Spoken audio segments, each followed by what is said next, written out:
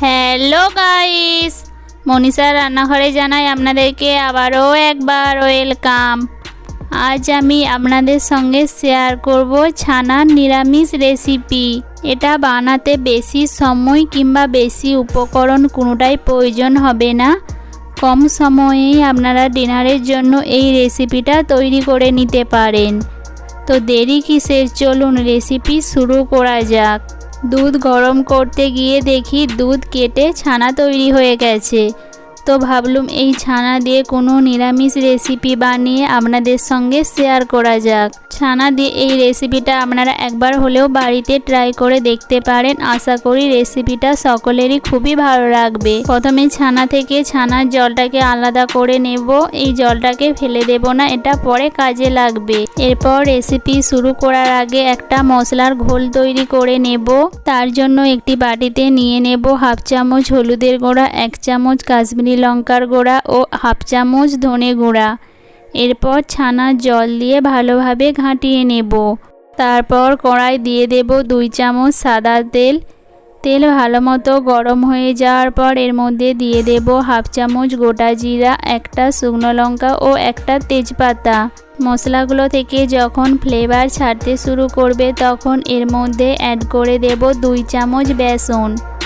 গ্যাসের ফ্লেমটাকে মিডিয়ামে রেখে এই বেসনটাকে আরও 1 মিনিট ধরে এইভাবে মিক্স করে নেব, যাতে বেসনের কাঁচা গন্ধ চলে যায়। যখন বেসনের কাঁচা গন্ধ চলে যাবে তখন এর মধ্যে অ্যাড করে দেব 1 চামচ করে আদা এবং কাঁচা লঙ্কা কুচি। তার সঙ্গে একটা টমেটো এবং একটা ক্যাপসিকামকে এইভাবে ছোট ছোট টুকরো করে নিয়েছি। গ্যাসের ফ্লেমটাকে মিডিয়ামে রেখে এগুলোকে মিক্স করতে থাকবো। টমেটোটা যাতে তাড়াতাড়ি গলে যায় তাই এর মধ্যে অ্যাড করে দেব স্বাদ মতো লবণ। আর এটা কড়াই লেগে যাচ্ছিল তাই আমি এর মধ্যে অল্প জল দিয়ে দেব। এখন গ্যাসের ফ্লেমটাকে মিডিয়ামে রেখে এগুলোকে আরও 2 মিনিট ধরে কষাতে থাকবো।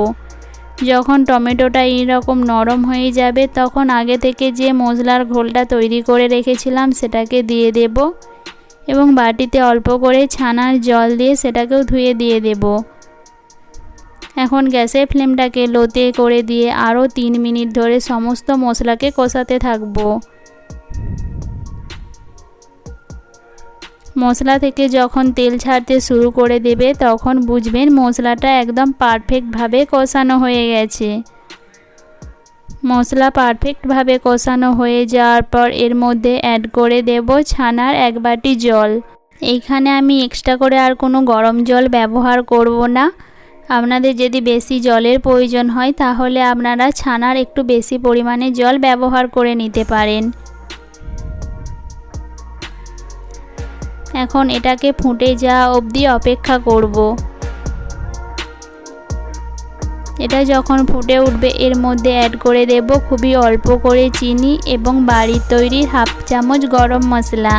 চিনি এবং গরম মশলাটা ভালোভাবে মিশিয়ে নেওয়ার পর আগে থেকে যে ছানাটা তৈরি করে রেখেছিলাম সেটাকে হাত দিয়ে এইভাবে একটু গুঁড়ো গুঁড়ো করে নেব। তারপর গ্রেভির মধ্যে দিয়ে সব কিছু ভালোভাবে মিক্স করে নেব। এখন দেখুন এটা কত সুন্দর দেখতে লাগছে।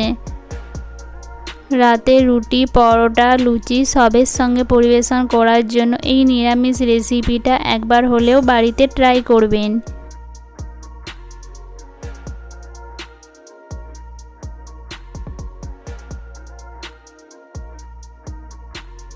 সব শেষে এর ওপর দিয়ে ছড়িয়ে দেব অল্প করে কুচিয়ে নেওয়া ধনেপাতা। ধনেপাতাটাকেও ভালোভাবে মিক্স করে দেব। এই সময় গ্যাসের ফ্লেমটাকে অতি অবশ্যই লোতে করে দেবেন। আর এটার টেস্টটাকে আরেকটু বাড়িয়ে তোলার জন্য এর মধ্যে অ্যাড করে দেব 1 চামচ ঘি। আপনারা চাইলে এখানে বাটারও ব্যবহার করে নিতে পারেন।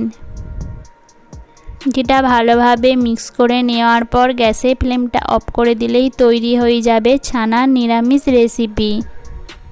যারা এখনও অবধি আমার চ্যানেলটা সাবস্ক্রাইব করেননি তাদের কাছে অনুরোধ রইল আমার চ্যানেলটা সাবস্ক্রাইব করে নেওয়ার। আর রেসিপিটা ভালো লাগলে অতি অবশ্যই একটা কমেন্ট করে জানাতে ভুলবেন না। এটা দেখতে সুন্দর লাগার জন্য এর ওপর দিয়ে আমি অল্প করে আরও ধনেপাতা কুচি ছড়িয়ে দেব।